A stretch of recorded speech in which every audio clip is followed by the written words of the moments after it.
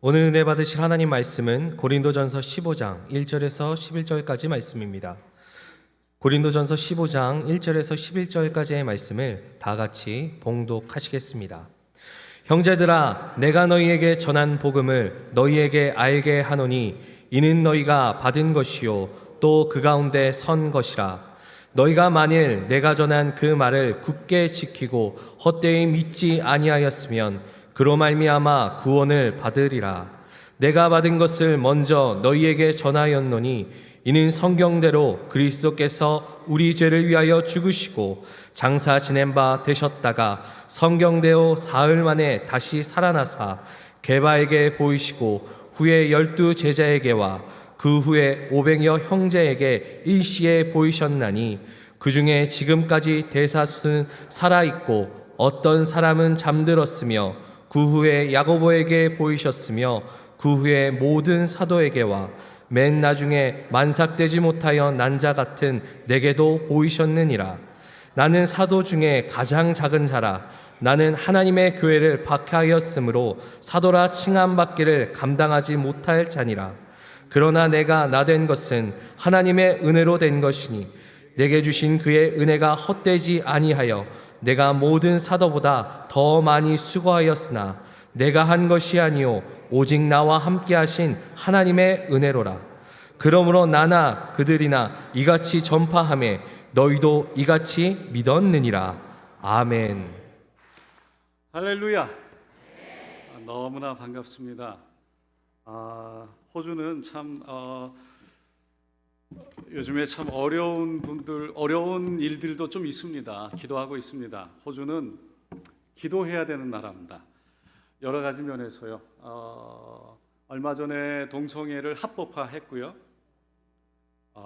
그리고 지금 법적으로 또 8월 달에 결정되어지는 부분이 뭐냐면 이미 독일에서는 이미 이루어졌죠. 만 14세가 되면 부모의 상관없이 동의 없이 자기가 스스로 남자냐 여자냐 성을 결정할 수 있는 권한을 가지게 되고요. 매춘과 대리모를 합법화하겠다고 지금 계획 중에 있습니다. 그래서 시드니에서는 목사님들, 특별히 한국교회 목사님들, 외국교회 목사님들은 이 부분을 교회 내에서 목소리를 내기가 어렵습니다. 왜냐?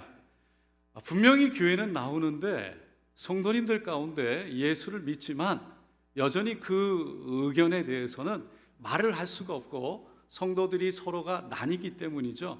그래서 우리는 말씀을 따라서 이를 거부한다고 할 때 교회 안에 두 부류로 나뉘면서 큰 소란이 일어나니까 호주 교회에서는 그 부분에 대해서 쉽게 얘기하는 것이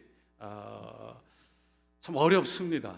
그래서 한인 교회 목사님들이 주로 이 부분 때문에 많이 고심하시고 또 함께 기도하고 또 정말 탄원하고 이러면서 어떻게든 막아보겠다고 몸부림치고 있습니다. 여러분 호주 시드니를 기억하시면서 꼭 기도해 주시기를 부탁을 드립니다. 저는 양승호 목사님 뉴욕에 2세들 목회자 세미나를 위해서 갔다가 뵀는데요. 교회도 너무 이쁘고 또 교회도 너무 좋고 목사님이 무엇보다 큰형님 같으세요. 제가 형님 말이 여기까지 나오려고 그러다가 제가 정말 뵐 때마다 너무 반갑게 너무 서스럼 없이 허물 없이 벽 없이 이렇게 만나 주시니까요. 제가 너무 목사님 편하고 또 목사님을 뵐 때마다 저도 너무 기분이 좋고요. 정말 존경하고 사랑하는 목사님이십니다. 여러분 목사님 모셔서 복 받은 줄로 믿습니다. 특별히 오면서 교회를 보니까 너무 아름답고 교회가 너무 좋습니다. 여러분 이곳에서 하나님의 역사가 일어날 줄로 믿습니다. 오늘 저는 고린도전서 15장 1절로 11절 말씀을 통해서 하나님의 은혜입니다 라는 제목으로 함께 은혜를 나누고자 합니다. 제가 섬기는 교회는 시드니 순복음교회인데요. 올해 1월 달로 45주년을 맞았습니다. 저는 1988년 호주로 이민을 가서 지금까지 한 교회에서 쭉 신앙생활 해왔고요. 미국에서 한 6년 유학할 때를 빼고는 줄곧 그 교회에 있었습니다. 이제 2014년부터 담임 목사가 되어서 지금 10년째가 만 10년째가 되었습니다. 지난 세월을 돌아보니까 목사님 잠깐 언급하셨지만 참 여러 가지 어려운 일들도 많이 있었습니다. 처음에 들어갔을 때 당회를 최소한 6시간 할렐루야. 그러면서 참 여러 가지 일들을 경험했는데요. 돌아보니까 그 시간들 하나하나가 귀하고 그저 감사하고 하나님의 은혜라는 것을 다시 한번 생각하게 됩니다. 그 많은 일들 가운데 오늘날까지 교회가 나뉘지 않고 또 든든하게 서올 수 있었던 건 그 전에 열정과 사랑으로 섬기셨던 35년을 섬기셨던 고정성 목사님 기도와 헌신이 있었기 때문이고, 무엇보다 가장 중요한 것은 그 모든 것을 가능하게 하신 하나님의 은혜 때문인 줄로 믿습니다. 몇 년 꽤 됐습니다. 오래됐습니다. 안산 순복음교회 아마 아실 겁니다. 교회에 초청을 받아서 잠깐 간 적이 있습니다. 차를 보내주셔서 차를 타고 가는데 중간에 가다가 목사님이 이제 저를 픽업해 주신 목사님이 저기 멀리 보이는 교회가 안산 순복음교회입니다 라고 말씀하시더라고요. 교회가 초가 지붕처럼 높게 올라갔는데 초록색과 함께 두 기둥이 있고요. 그리고 그때 하늘에 그 교회가 탁 우뚝 쏟았는데 너무 이쁜 거예요. 제 마음속에 정말 큰 탑처럼 생긴 너무 이쁜 교회가 있어서 감동하고 갔습니다. 들어가자마자 성전이 지붕도 높고 여기는 이렇게 둥글게 되어 있지만 그것은 이렇게 직각으로 되어 있는데 예배를 드리기 위해서 오셔서 함께 앉으신 장로님, 이제 기도를 하시는 장로님 앞에 앉으셨는데 아무 말씀도 안 하시고 묵묵히 계신 겁니다. 제가 좀 멋쩍어서 장로님에게 이렇게 한다는 얘기가, 장로님 교회가 정말 멋있습니다. 너무 교회가 이쁩니다. 그랬더니요, 장로님이 뭐 저도 안 보시고 그냥 앞만 그대로 보시면서 고개를 끄덕 하시더니 네, 다 하나님의 은혜입니다 그러시는 거예요. 딱 한마디 하시는데 제 마음속에 그 말이 그렇게 은혜가 되는 겁니다. 그러면서 드는 생각이 다 하나님의 은혜입니다. 이게 정답이구나. 그 마음이 드는 거예요. 어느 교회 목사님이 교회 성도님 댁에 신방을 가게 되었습니다. 근데 집이 너무 좋아서 집사님 참 집이 좋네요 그랬더니 그 여자 집사님이 저희 바깥 남편이 아주 성실하고 열심히 일해서 그 덕분입니다 그러는 겁니다. 집을 휙 둘러보는데 아들 방을 보니까 막 상장이 걸려 있는 거예요. 아드님이 참 공부를 잘하시나 봐요. 네, 이 집안 사람들이 머리가 좀 좋다는 말을 들어왔다고 하더군요. 허허. 내친김에 목사님이 한마디 더 붙이셨습니다. 참 집사님 그렇게 인물도 좋으시고 참 복도 많으십니다. 이 집사님이 눈치를 전혀 못 채고 인물이야 부모를 잘 만나서 그렇지요. 호호호호. 잠시 후에 집사님이 다가를 내왔어요. 근데 목사님이 이상하게 평소와는 전혀 다르게 다과에 손을 안 대는 거예요. 그러니까 같이 간 분들이 다들 뭔가 이상함을 느끼고 다과를 먹지도 못하고 목사님 눈치만 보고 있는 거죠. 그러니까 그 앞에서 다과를 내온 집사님이 어쩔 줄 몰라 하고 있는데 목사님이 넌지시 그 집사님에게 이렇게 질문합니다. 목사는 다과를 먹고 사는 존재가 아니라 하나님의 은혜를 먹고 사는 존재랍니다. 제가 다시 물어볼 테니까 이번에는 잘 생각해서 대답을 잘해보세요. 그리고는 다시 차례차례 묻기 시작하는 거예요. 그제서야 집사님이 목사님의 의도를 깨달았어요. 이 집이 참 좋군요. 네, 하나님의 은혜입니다. 아들이 공부를 참 잘하는가 보네요. 네, 하나님의 은혜입니다. 집사님은 남편도 잘 만나고 아들도 공부를 잘하고 그렇게 이쁘시니 하나님의 복이 참 많으십니다. 하나님의 은혜입니다. 우리도 한번 해보겠습니다. 사업이 참 잘 되신다고요? 아유, 자녀들이 잘 크고 계시다고요? 이렇게 멋진 목사님을 잘 모시셨다고요? 여러분, 여기까지 우리 인생 오게 된 것 오직 하나님의 은혜인 줄로 믿습니다. 다 하나님의 은혜입니다. 이 말 속에는 두 가지 의미가 있죠. 첫째는 제가 한 것이 아니라 하나님께서 하셨습니다. 겸손의 의미와 두 번째는 하나님께서 하셨기 때문에 모든 감사가 다 하나님께 있습니다. 하나님께 감사를 올려드린다는 감사의 의미가 있는 겁니다. 오늘 본문을 보면 사도 바울이 하나님의 은혜를 10절에 이렇게 고백하죠. 내가 나 된 것은 하나님의 은혜로 된 것이니 내게 주신 그 은혜가 헛되지 아니하여 내가 모든 사도보다 더 많이 수고하였으나 내가 한 것이 아니요 오직 나와 함께 하신 하나님의 은혜로라.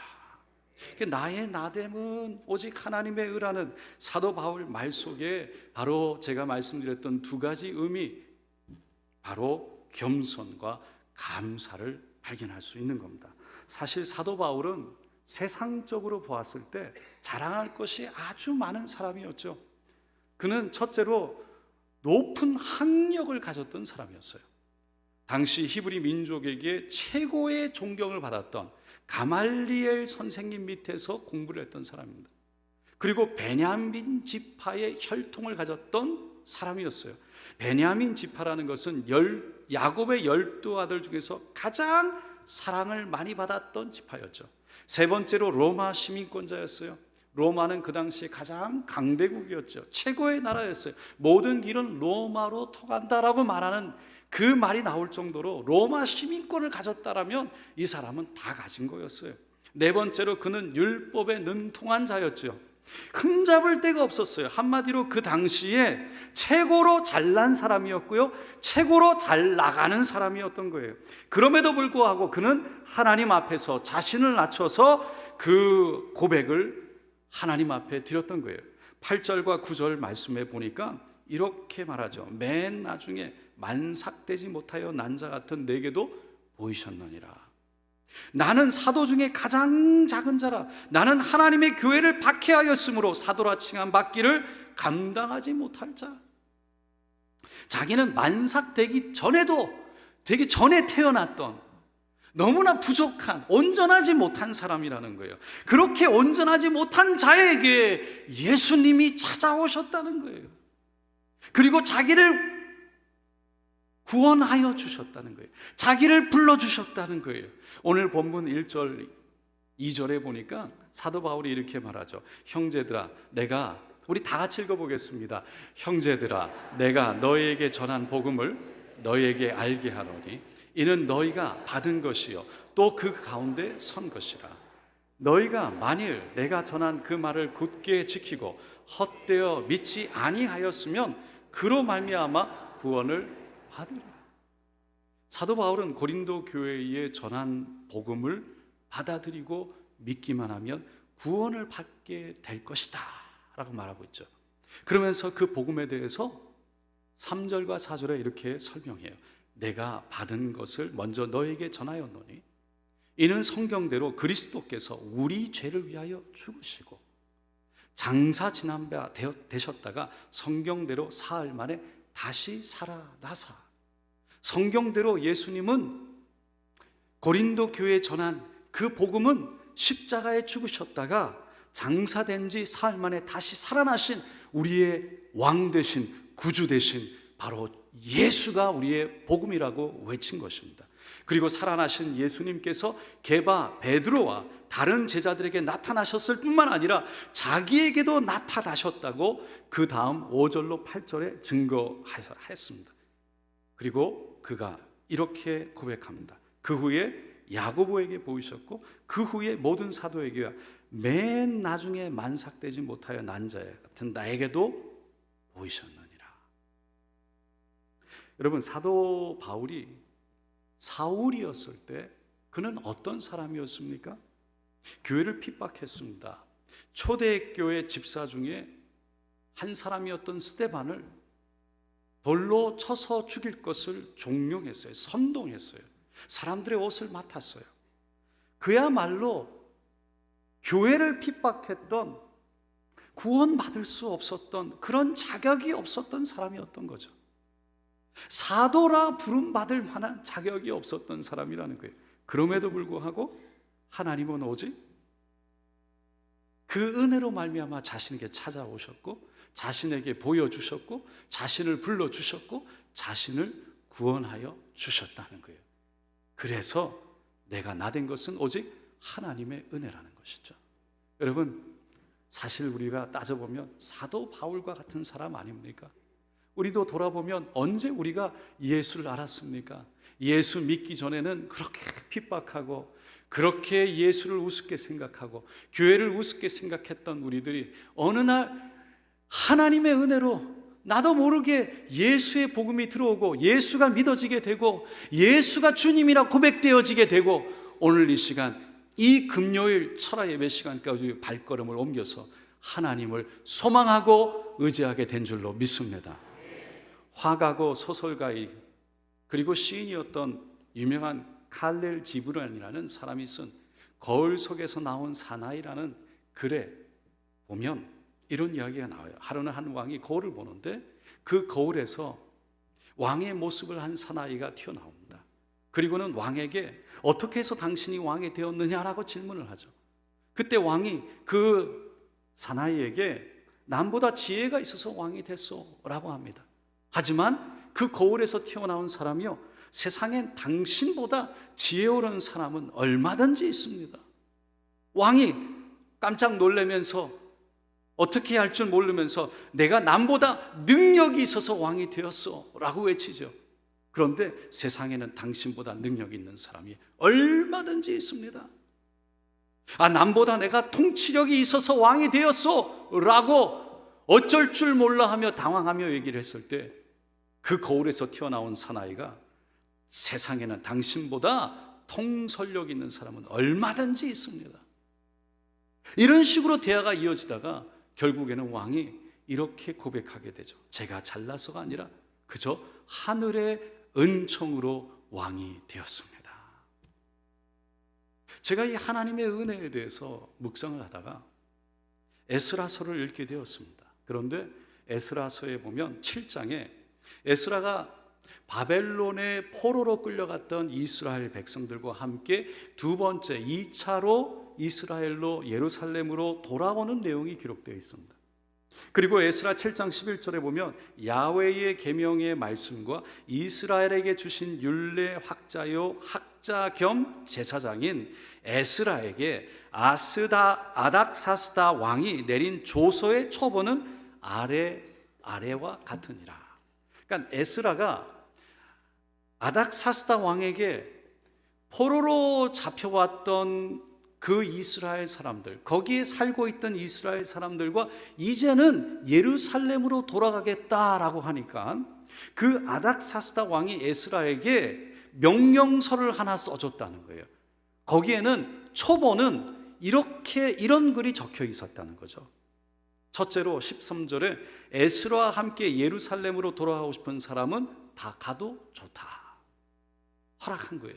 16절 17절에 보면 바벨론 온 도에서 은과 금을 받아서 하나님의 성전에 기쁘게 드리고 수송아지 순양 어린 양과 그 소재와 그 전제의 물품들을 빨리 사서 하나님의 제단에 위에 드려라 라고 명령해요. 뿐만 아니라 20절 이하에 보면 하나님의 성전에 필요한 것은 어떤 것이든지 왕궁에 있는 창고에서 꺼내서라도 드려라. 그 왕의 왕궁에 있는 창고에서 꺼내드릴 수 있는 그 양을 은은 100달란트, 밀은 100고루까지, 포도주는 100밭까지, 기름도 100밭까지 하고 소금은 정량이 없게 하라 라고 명한 거예요. 여러분, 한 달란트라는 것은요 무게가 34kg이에요. 100달란트라는 것은 어마어마한 양이에요. 더 나아가서 제사장, 레위 사람, 노래하는 사람, 문지기까지, 그리고 성전에서 일하는 모든 사람들에게 조공과 관세와 통행세를 받지 말라라고 아닥사스다 왕이 명령한 거예요. 거기서 끝나지 않습니다. 마지막에 26절에 보면 하나님의 명령과 왕의 명령을 준행하지 아니하는 자는 속히 그 죄를 정하여 죽이거니와 귀양을 보내거나 가산을 몰수하거나 옥에 가둘지니라.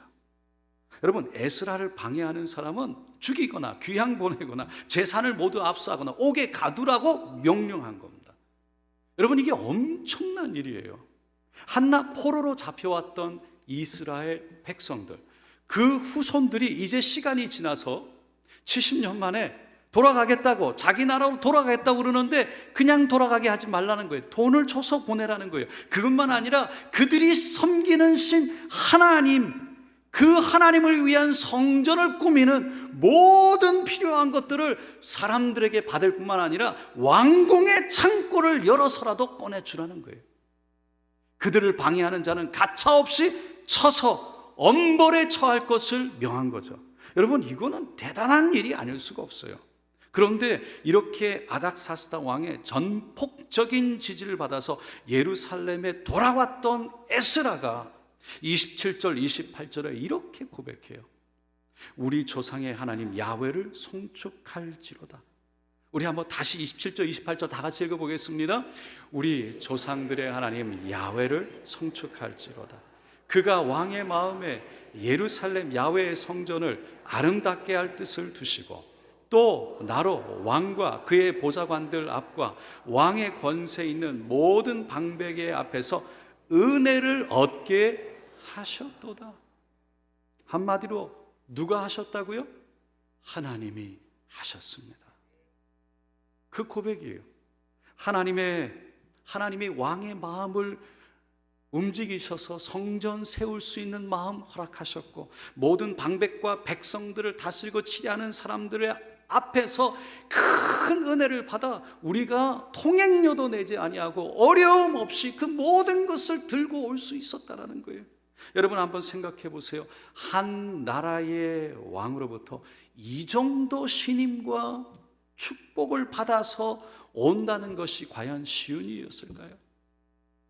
더군다나 보잘것없는 한 나라에서 포로로 잡혀갔던 백성들의 후손, 그 자녀들이 성장해서 왕의 엄청난 신임을 받고 이렇게 돌아온다는 것이 쉬운 일이었을까요? 얼마나 에스라가 뛰어났으면요, 진짜 에스라 입장에 에스라만 봤을 때 그 에스라가 얼마나 뛰어났으면 왕에게 그렇게 총애를 받고 신임을 받을 수 있었을까요? 얼마나 훌륭한 지도자였으면 모든 이스라엘 백성들 두 번째로 함께 모여 오게 하면서 왕의 그런 신임을 받아서 올 수가 있었을까요?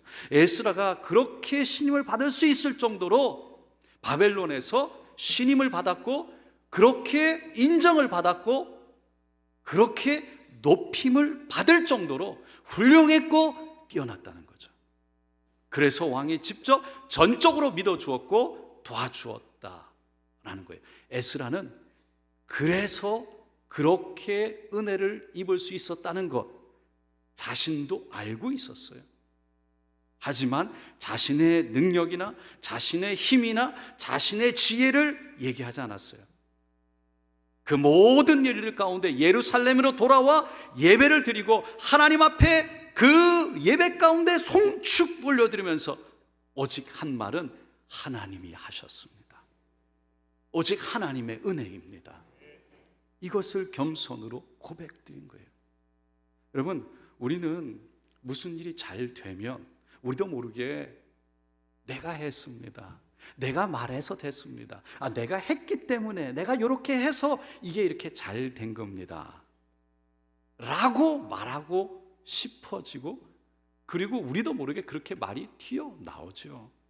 그런데 내가 했다고 생각하는 순간 사람들이 알아주지 않으면, 내가 했다고 하는데 그거를 이해하지 않고 무시하거나 조금이라도 인정되지 않으면요, 내가 드러나지 않으면 바로 상처받죠. 바로 화가 나요. 뭐라 그럽니까? 섭섭이가 찾아오는 거죠. 마귀가 절대 그만두지 않습니다. 우리에게 조금이라도 마음에 섭섭함이 들어올 때 마귀는 바로 들어와서, 야, 너가 다 해놨는데 저 사람이 다, 너가 다 해놨는데 너가 인정 못 받네, 너가 다 해놨는데, 너가 그렇게 일을 했는데, 너가 그렇게 헌신했는데, 너가 그렇게 기도했는데, 야, 너가 인정 못 받네. 가만 안 두죠. 그래서 우리 마음속에 내가 했는데, 내가 다 했는데 왜 내 영광이 나에게 오지 않을까? 내 칭찬이 왜 내 이름이 왜 나타나지 않을까? 그래서 실망이 되고 상처가 되고 섭섭이가 찾아오는 거죠. 그렇지 않습니까?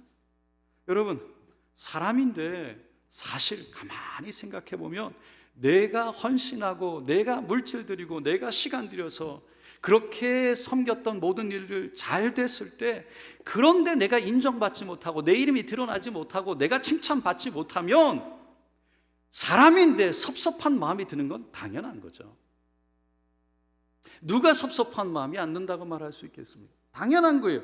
하지만 그럼에도 불구하고 섭섭한 마음이 들어오는 것을 내가 발견하고 내가 마음을 그것을 깨닫고 내가 인지하고 그 모든 것 가운데 실제로 행하신 분은 하나님이라고 고백할 수 있는 것이, 오직 하나님께 모든 영광을 고백할 수 있는 것이 진짜 살아있는 신앙인 줄로 믿습니다. 오직 하나님이 하셨습니다 라고 신앙을 고백할 때 우리 하나님은 살아계셔서 모든 것을 다 아실 뿐만 아니라 그 행한 모든 것 위에 하나님께서 갚으시고 채워주시고 우리 살아계신 하나님께서 복을 명하여 주실 줄로 믿습니다. 왜냐하면 사무엘상 2장 30절에 나를 존중히 여기는 자를 내가 존중히 여기고 나를 멸시하는 자를 내가 경멸하리라 말씀하셨기 때문입니다. 하나님이 하셨다고 하는 자는, 그래서 자신이 영광을 받지 않고 모든 영광 하나님께 올려드리는 자는 하나님이 하셨다고 고백하기 때문에 그분을 인정하는 것이고 그분을 존중히 여기는 것입니다. 하지만 자신이 했다고 말하는 사람은 하나님이 하신 것을 인정하지 않기 때문에 하나님을 무시하는 것이 되기 때문에 하나님을 인정하지 않는 것이 되기 때문에 하나님도 내가 그를 경멸하리라 라고 말씀하시는 겁니다. 이것을 잘 알았던 에스라가 7장 마지막 절 28절에 마지막 부분에 이렇게 고백해요. 내 하나님 야훼의 손이 내 위에 있으므로. 이게 신앙 아닙니까? 살아계신 하나님을 바라보는 것. 내가 힘을 얻어 이스라엘 중에 우두머리들을 모아 나와 함께 올라오게 하였노라. 하나님의 손이 내 위에 있었기 때문에 에스라가 가서 이스라엘의 우두머리들과 얘기를 했어요. 그리고 그들을 설득시켰어요. 그들에게 전했어요. 함께 했어요. 그리고 함께 왔어요. 에스라가 했습니다. 보이지 않는 하나님의 손, 그들은 보지 못했어요. 그러나 에스라는 믿음으로 본 줄로 믿습니다. 여러분, 하나님의 손이 우리 머리 위에 있는 줄로 믿습니다. 하나님이 행하신 줄로 믿습니다. 오늘 본문 10절 말씀입니다. 다시 한번 우리가 함께 읽어보겠습니다. 내가 나 된 것은 하나님의 은혜로 된 것이니 내게 주신 그 은혜가 헛되지 아니하여 내가 모든 사도보다 더 많이 수고하였으나 내가 한 것이 아니요 오직 나와 함께 하신 하나님의 은혜로다. 저는 이 말씀을 묵상하면서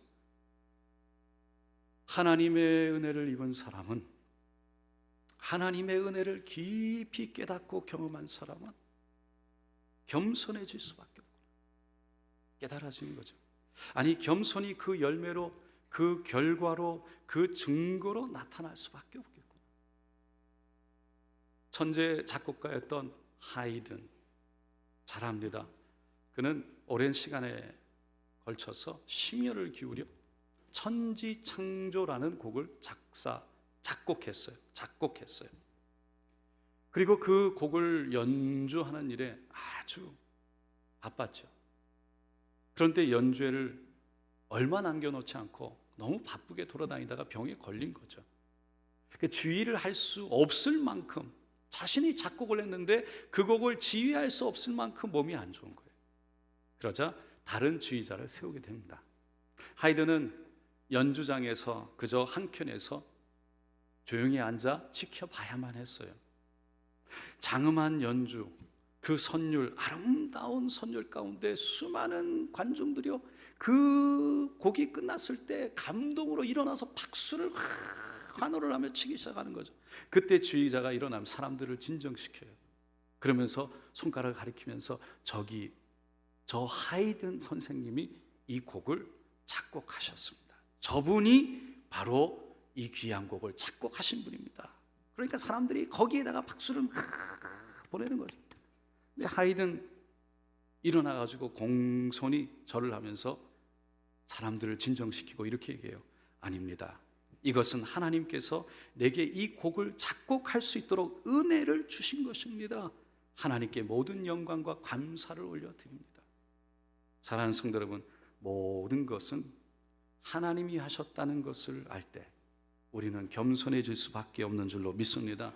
그토록 엄청난 곡을 작곡하고 수많은 사람들의 환호와 기립박수를 받을 그 순간에 내가 한 것이 아니라 오직 하나님이 하셨다는 것을 고백할 수 있는 것, 여러분, 그것이 곧 신앙이라는 것이죠. 이것은 정말 하나님의 은혜를 아는 사람들이 고백할 수 있는 거예요. 진짜 하나님이 살아계셔서 나의 나됨이 하나님의 은혜라는 것을 깊이 깨닫는 사람, 하나님이 하셨다는 것을 정말 아는 사람이 할 수 있는 고백이라는 거예요. 여러분, 십자가에서 얻은 이 구원이 하나님의 은혜인 줄로 믿습니다.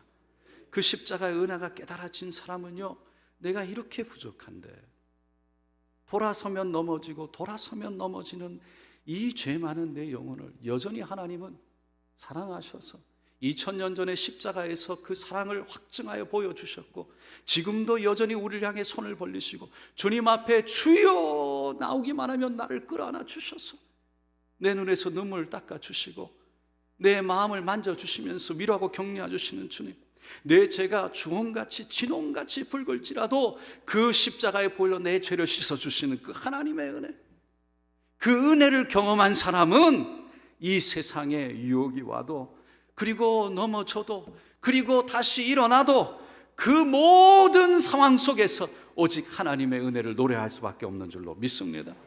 그래서 부끄럽고 창피해도 그 은혜가 우리에게 있기에 담대하게 하늘을 향해서 주님 앞에 나아가는 것이고, 오직 은혜 십자가를 붙잡고 나가서 하나님 앞에 나아갈 수 있는 담대함을 얻게 되는 줄로 믿습니다.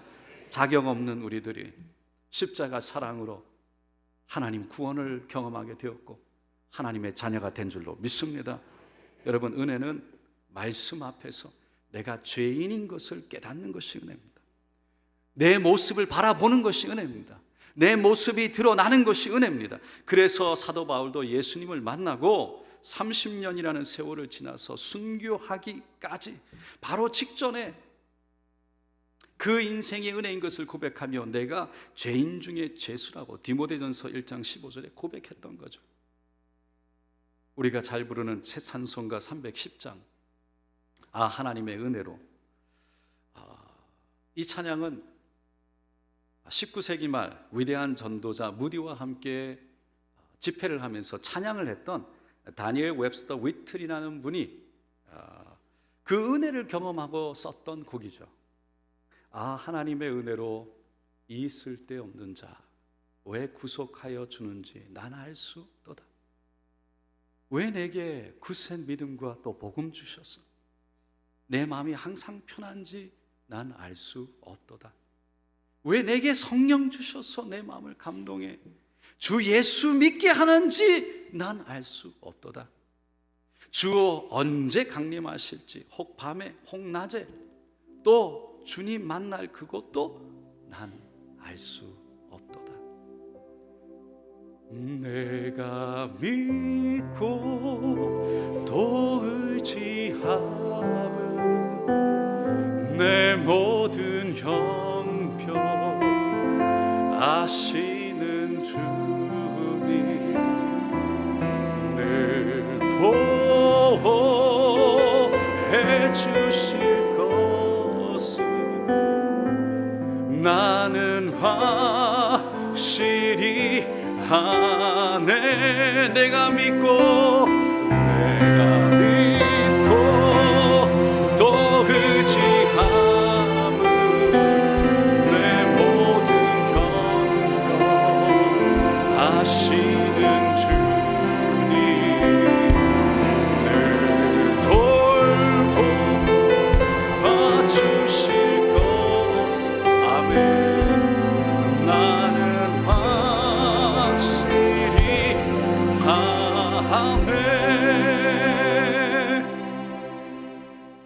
다시 같은 죄인이 예수를 믿고 그 예수를 의지해서 살게 된 그 자신의 모습을 돌아보니 알 수 없는 하나님의 은혜라는 고백이죠. 이렇게 하나님의 은혜를 체험한 사람들이 공통적으로 고백하는 것이 예수님이 누가복음 17장 6절에 가르쳐 주신 고백입니다. 이와 같이 너희도 명령받은 것을 다 행한 후에 이르기를 우리는 무익한 종이라 우리가 하여야 할 일을 한 것뿐이라 할지니라. 하나님이 하셨습니다. 나는 아무것도 아닙니다. 하나님의 은혜입니다. 여기까지 온 것을 하나님의 은혜로 고백하며 그 은혜를 겸손히 기억해서 늘 고백하고 노래하는, 그래서 그 은혜로 새로운 하늘에서부터 임하는 성령의 능력 가운데 이 땅에 힘있게 살아내는 저 여러분 되시기를 예수님의 이름으로 축원드립니다.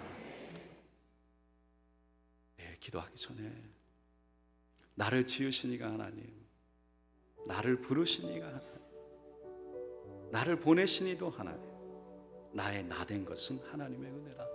우리 찬양하고요, 제가 기도하고 내려가겠습니다.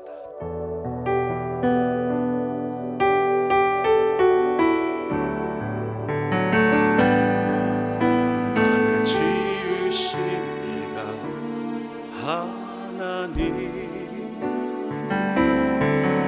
나를 부르신 이가 하나님, 나를 보내신 이도 하나님, 나의 나 된 것은 다 하나님 은혜라.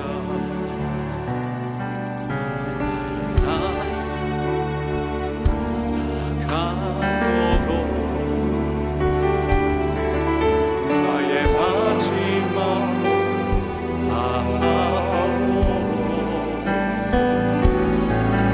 나로 그 십자가 붙게 하시니 나의 나 된 것은 다 하나님 은혜라. 하얀 하늘에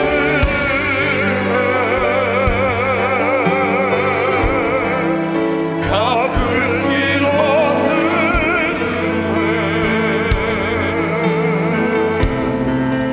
내 삶을 내어서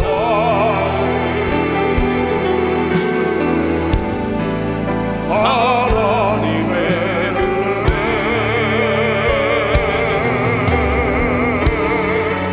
나 주저함 없이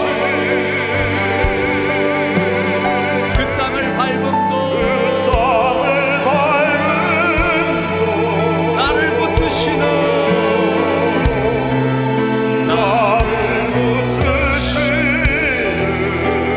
하나님의 은혜.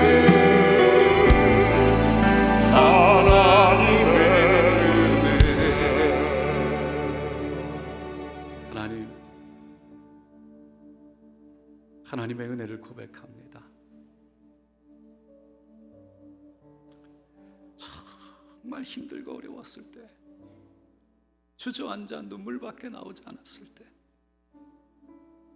그때도 여전히 우리 옆에 서주셨어. 그 손을 어깨에 얹어주시고 위로하셨던 주님, 상한 갈대를 꺾지 아니하시고 정말 꺼지지 않는 심지를 꺼지 아니하시고 여전히 우리를 자녀 삼으셔서 품어주셨던 주님, 그죠? 감사합니다. 하나님, 그렇게 힘들었던 상황 굽이 그 길마다 서 계셔서 우리를 인도하셨던 주님을 바라보며 오늘 이 시간에 하나님, 우리의 마음 여전히 아시는 주님, 그 주님을 바라보고 우리가 고백하며 우리의 아픔을 털어합니다. 오늘 이 밤에 하나님 들어주시옵소서, 응답하여 주시옵소서, 위로하여 주시옵소서, 이 손을 붙들어 주시옵소서, 살아계신 하나님을 바라보게 하여 주시고 그 은혜의 손이 우리 머리 위에 있는 것을 보게 하여 주셔서 하나님, 나는 할 수 없지만 하실 수 있는 하나님의 능력을 보고 그 주님의 손을 의지하는 믿음으로 일어나서 강하고 담대함으로 이 땅을 살아내게 하여 주시옵소서. 오늘 이 밤에 주님을 의지하고 기도하는 순간순간 성령님 임재하여 주셔서 말씀하여 주시고 하늘을 보여주시고 길을 내어주시고 응답하여 주시옵소서. 감사로 올려드리며 예수님의 이름으로 축복하고 기도드리옵나이다.